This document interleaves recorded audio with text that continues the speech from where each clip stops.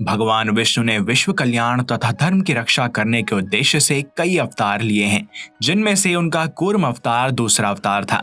ऐसी मान्यता है कि जब भी इस धरा पर मनुष्य अपने कर्मों से भटककर अधर्म की राह पर चलने लगता है, तब स्वयं विष्णु जी इस धरती पर अवतार लेते हैं। श्रीमद् भागवत गीता में भी भगवान श्री कृष्ण ने इस बात की पुष्टि करते हुए कहा है, यदा यदा ही धर्मस्य ग्लानिर्भवति भारत अभ्युत्थानम् अधर्मस्य तदात्मानं सृजाम्यहम् परित्राणाय साधूनां विनाशाय च दुष्कृताम् धर्म संस्थापनार्थाय संभवामि युगे युगे। अर्थात जब जब धर्म की हानि और अधर्म का उत्थान हो जाता है, तब तब सज्जनों की परित्राण और दुष्टों के विनाश के लिए मैं भिन्न युगों में उत्पन्न होता हूँ। धर्म ग्रंथों के आधार पर भगवान विष्णु ने 10 अवतार लिए हैं। पहले 3 अवतार सतयुग में, 4 त्रेता युग में, 2 द्वापर युग में और उनका अंतिम अवतार कल की इस युग में अवतरित होगा। भगवान विष्णु के कुल 24 अवतारों का वर्णन है, परंतु सनातन धर्म में 10 अवतार को मुख्य माना गया है। भगवान विष्णु के 10 अवतार में से केवल श्री कृष्ण और श्री राम के विषय में लोग पूर्ण रूप से जानते हैं, परंतु बाकी अवतारों के विषय में इतनी जानकारी नहीं रखते। हमारी इस सीरीज का उद्देश्य है कि हम भगवान विष्णु के सभी अवतारों के विषय में आपको विस्तार से बताएं, क्योंकि इसका हमारे धर्म पर बहुत गहरा प्रभाव है। हम पिछली वीडियो में मत्स्य अवतार के विषय में जान चुके हैं और आज इस वीडियो में हम भगवान विष्णु के 10 अवतार में से एक कूर्म अवतार के विषय में जानेंगे।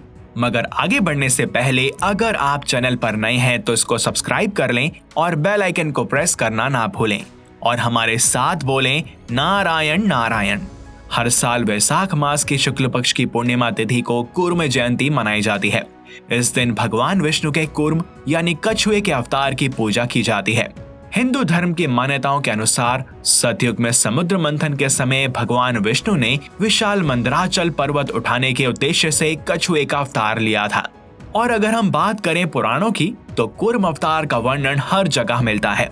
नरसिंह पुराण और भागवत पुराण के अनुसार भगवान विष्णु का यह 24 अवतारों में से 11वां अवतार है। शतपथ ब्राह्मण, महाभारत और पद्म पुराण में कहा गया है कि संतति प्रजनन हेतु प्रजापति कच्छप का रूप धारण कर पानी में संचरण करता है। लिंग पुराण के अनुसार पृथ्वी रसातल को जा रही थी, तब भगवान विष्णु ने कच्छप रूप में अवतार लिया। पद्म पुराण में बताया गया है कि समुद्र मंथन के समय जब मंदराचल पर्वत रसातल में जाने लगा, तो भगवान विष्णु ने कछुए का रूप ले लिया और उसे अपनी पीठ पर संभाला। कूर्म पुराण के अनुसार भगवान विष्णु ने अपने कच्छप अवतार से ऋषियों को जीवन के 4 लक्ष्यों यानी कि धर्म, अर्थ, काम तथा मोक्ष का वर्णन किया था। तो चलिए अब जानते हैं इसके पीछे की प्रचलित पौराणिक कथाओं के विषय में। एक समय जब देवताओं को अपनी शक्ति का अत्यधिक अहंकार हो गया, तब उन्होंने ऋषि दुर्वासा का अपमान कर दिया। इससे क्रोधित होकर ऋषि दुर्वासा ने देवताओं को श्रीहीन होने का श्राप दे दिया, जिसके पश्चात देवताओं की शक्ति असुरों के समक्ष कम होने लग गई और इस कारण दानवों के राजा बलि ने देवराज इंद्र को पराजित कर दिया। अब तीनों लोकों पर दानवों का राज हो गया तथा चारों ओर अधर्म बढ़ने लगा। यह देखकर देवता अत्यधिक विचलित हो गए तथा भगवान विष्णु के समक्ष सहायता मांगने गए। जब हताश देवतागण अपनी परेशानी लेकर भगवान विष्णु के पास पहुंचे, तो श्री हरि ने इसके लिए समुद्र मंथन का उपाय बताया। चूंकि प्रलय से पृथ्वी कुछ समय पहले ही उभरी थी तथा सतयुग का पुनः उदय हुआ था, इसीलिए बहुत से अनमोल रत्न समुद्र की गहराइयों में ही छिपे थे। चूंकि समुद्र को मंथने का कार्य ना ही देवता अकेले कर सकते थे तथा ना ही दानव, इसलिए नारायण ने इस कार्य के लिए दानवों के साथ मिलकर समुद्र मंथन करने तथा उसमें से बहुमूल्य रत्न पाने को कहा। साथ ही नारायण ने देवताओं को यह भी बताया कि इसमें से अमृत भी निकलेगा, जिससे देवता अमर हो जाएंगे। अमृत पान करने से देवताओं की शक्ति दानवों से अत्यधिक बढ़ जाएगी तथा उन्हें अपना राज सिंहासन पुनः प्राप्त होगा। भगवान विष्णु की आज्ञा पाकर सभी देवतागण देवराज इंद्र के साथ राजा बलि की नगरी गए तथा उनके समक्ष यह प्रस्ताव रखा। वैसे तो दैत्य गुरु शुक्राचार्य को देवताओं पर विश्वास नहीं था, लेकिन उन्हें उनका यह प्रस्ताव पसंद आया तथा इस कार्य के लिए उन्होंने अपनी सहमति दे दी। इसके पश्चात देवता तथा दानव क्षीर सागर में समुद्र मंथन के लिए पहुंचे। समुद्र का मंथन करने के लिए विशाल मदारी की आवश्यकता थी, जो कि उसे मत सके। इसके लिए भगवान विष्णु ने अपने सुदर्शन चक्र की सहायता से मंदार पर्वत को काटकर समुद्र में रख दिया। इस पर्वत की सहायता से देव व दानव समुद्र को मथने का कार्य कर सकते थे। अब उन्हें इस पर्वत को घुमाने के लिए एक मजबूत रस्सी की आवश्यकता थी और इसके लिए वासुकी नाग का चयन किया गया। इस वासुकी नाग को मंदार पर्वत पर लपेटा गया। इसके मुख को दैत्य की ओर रखा तथा पूंछ को देवताओं की ओर। अब समुद्र मंथन का कार्य प्रारंभ हो गया, लेकिन एक समस्या और आ पड़ी। चूंकि समुद्र बहुत विशाल तथा गहरा होता है तथा उसमें कोई पक्की भूमि नहीं होती, इसलिए मंदार पर्वत अंदर रसातल में जा रहा था। यदि वह डूब जाता तो समुद्र मंथन का कार्य अधूरा रह जाता। यह देखकर भगवान विष्णु स्वयं देवदानवों की सहायता करने के लिए अपना द्वितीय अवतार लेते हैं। इसके लिए उन्होंने कछुए का अवतार लिया तथा मंदार पर्वत का भार अपनी पीठ पर उठाया।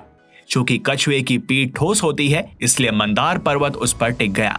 अब देवदानवों ने कई दिनों तक समुद्र मंथन का कार्य किया।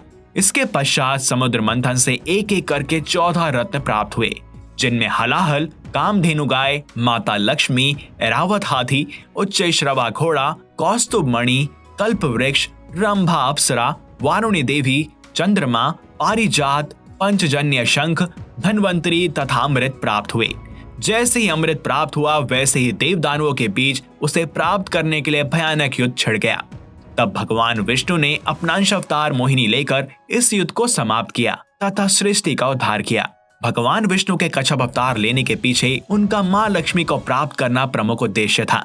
इसके अलावा महाप्रलय के पश्चात जो बहुमूल्य रत्न तथा औषधियां समुद्र की गहराइयों में चली गई थी, उन्हें प्राप्त करना आवश्यक था, क्योंकि उसी के द्वारा सृष्टि का कल्याण संभव था।